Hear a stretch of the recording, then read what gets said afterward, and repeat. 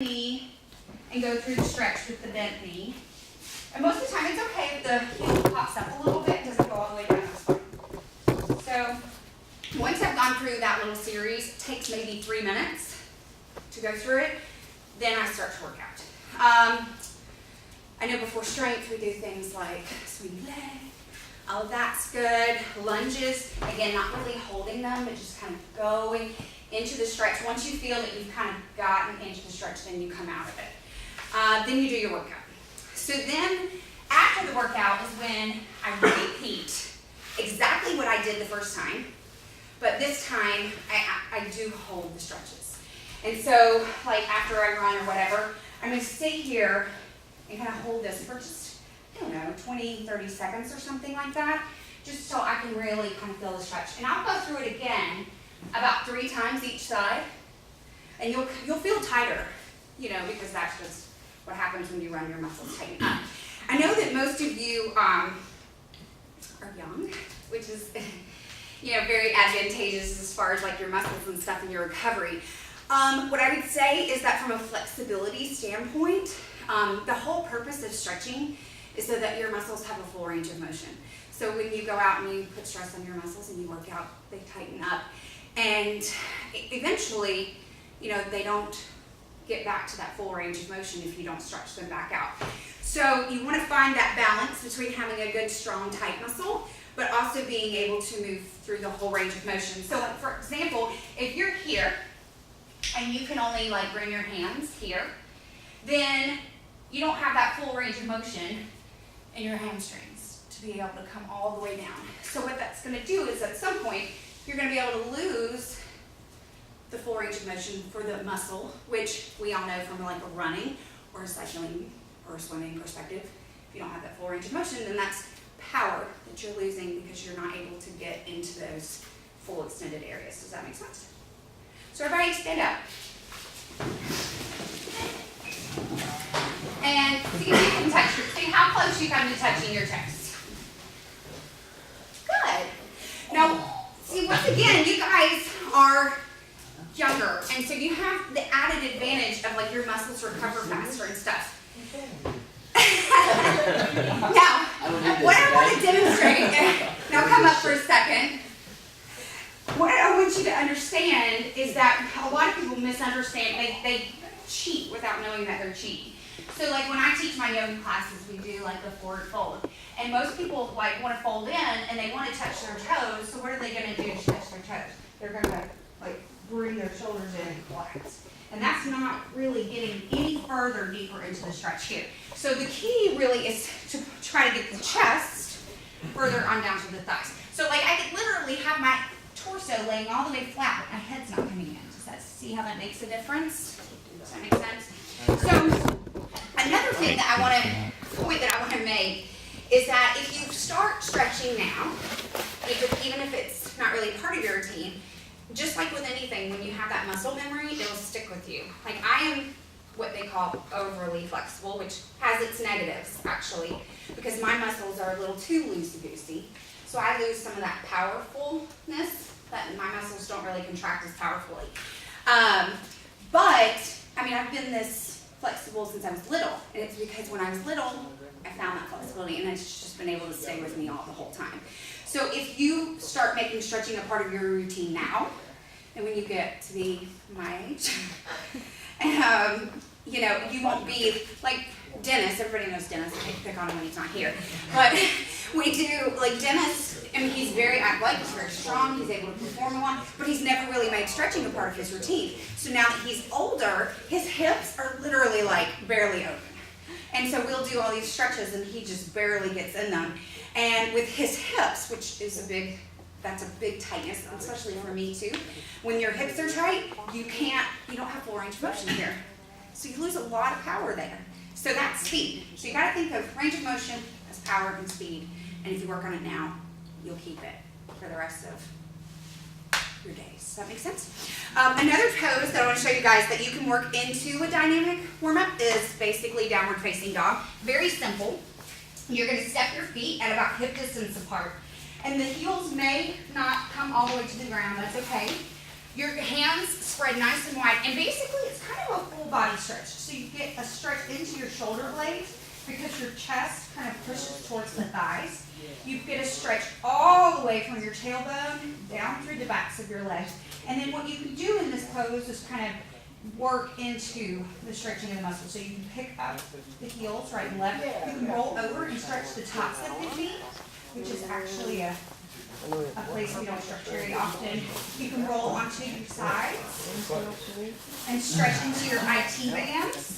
Okay, so there's all different things that you can do here. Another one that you can do is you can lift your leg, drop the heel, and then open the hip. So when your hips work, opening the hip. Okay, so that's a really good one. I do that one in my class all the time so that you can practice opening through the hips. So that's a good one that you could just literally, when you were about to go run, just kind of, I mean, you might feel stupid, but, you know, you just kind of work your way into the downward dog. Does that make sense? Any questions about that pose? No? Okay. So, did your dynamic homework? Yes. I have a question. Yes. Now, have you really done that in the middle of a trail? have you done it? Yes. Okay. Has anybody seen you doing it? Probably. Okay. I mean, I gave up looking cool years ago. So. Yeah, so you've done your dynamic warm-up, you did your workout, then you did some like static stretching when you were done, okay? So that's basically how you want to kind of work in some stretches into your routine. Now, other ways that you work yoga into your routine is like when you're maybe at home and maybe you did a really long run on Saturday, like when you go home tonight or something like that, you may want to start to try to work a couple of stretches in to help open up your hips and tight muscles. So we're going to start by everybody sitting onto the floor. And this one is called double pigeon. They all have funky names. You just kind of have to work with them. You're going to take your left shin and stack it over the right. Ideally, the foot comes all the way outside of the knee, but that may or may not happen. So if it doesn't happen, just kind of get it as close as you can. But you want to flex the foot. Yeah, that's right. It's important that you flex the foot because if the foot is loosey-goosey, the knee is not activated. So you flex the foot, and then you take your hand and you gently just push down. Now, that tight, if you're like this, guess what? Your hip isn't open. So you want to push open through the hip. And this is one that you can just kind of gently work with. Are you a cyclist, baby? Not necessarily. You can get up here. Okay, I just got a big question. Can you break yourself? Okay. No, but what you can do is you can injure yourself. That's why some people are kind of not necessarily pro stretchers, because when people don't know how to stretch properly and they do it wrong, then they'll overstretch and then they can injure themselves. So if you take a muscle, you stretch it out too much, then what's going to happen? It's going to tear and all that good stuff, which we don't want to happen. So when you're stretching, you have to just, you can feel the stretch. Everybody take their finger.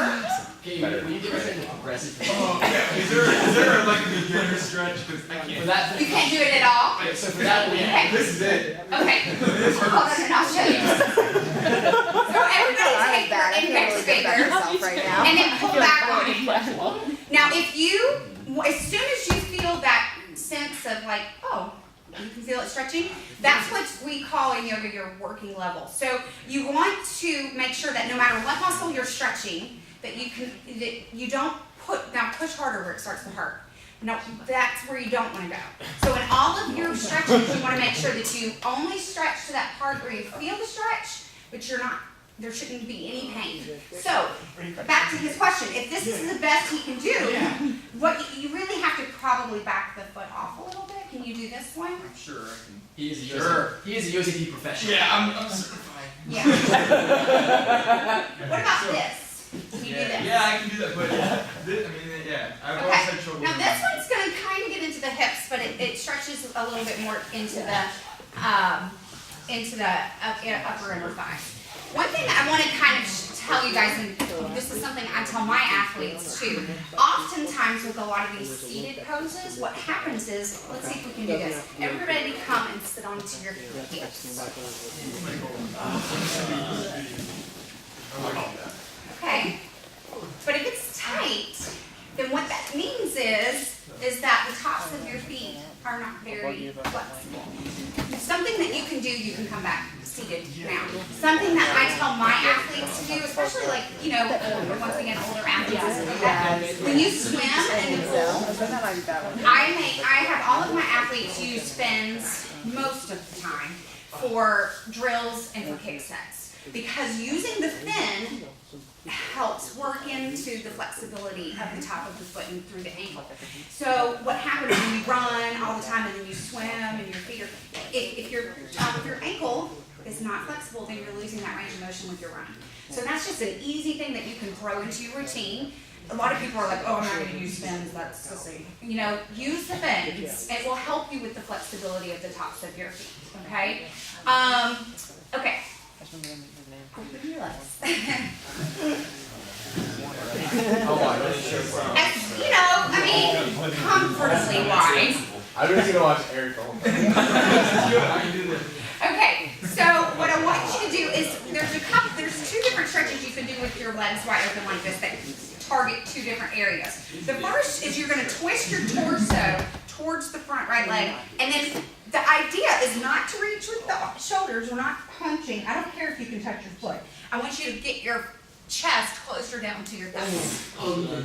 Now the other thing that you want to do is take your shoulder, in this case it would be your left, and then drop it in line with the right. Now, so you will probably feel a stretch in your hamstrings if your hamstrings are really tight, but this pose realistically is really for your back. So by dropping the shoulder, you get a deep stretch all the way through this back part of your back, the lower part of your back. And that's something that we don't really stretch very often. So it's really good to get into that area. Yes? See, when you do that, you're so low. And it's like, I feel like I have a mechanical interference between my hip bone and like my guts. Like there's no room for everything. To go any further. It's about, and that's a good point. So yoga's really about kind of creating space.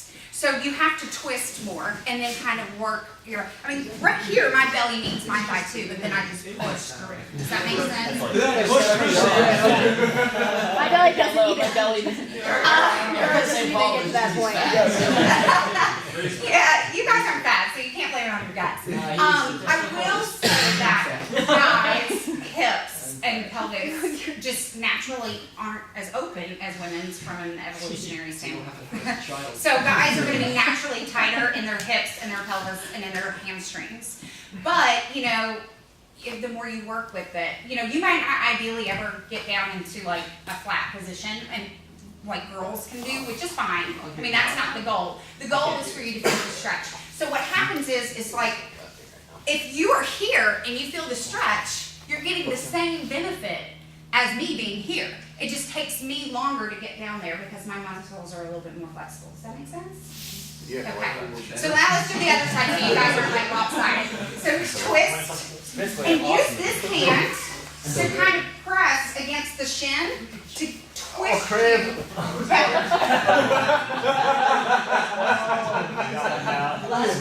Don't cause a cramp. That means you've gone too far. You get past your working level. We just learned that.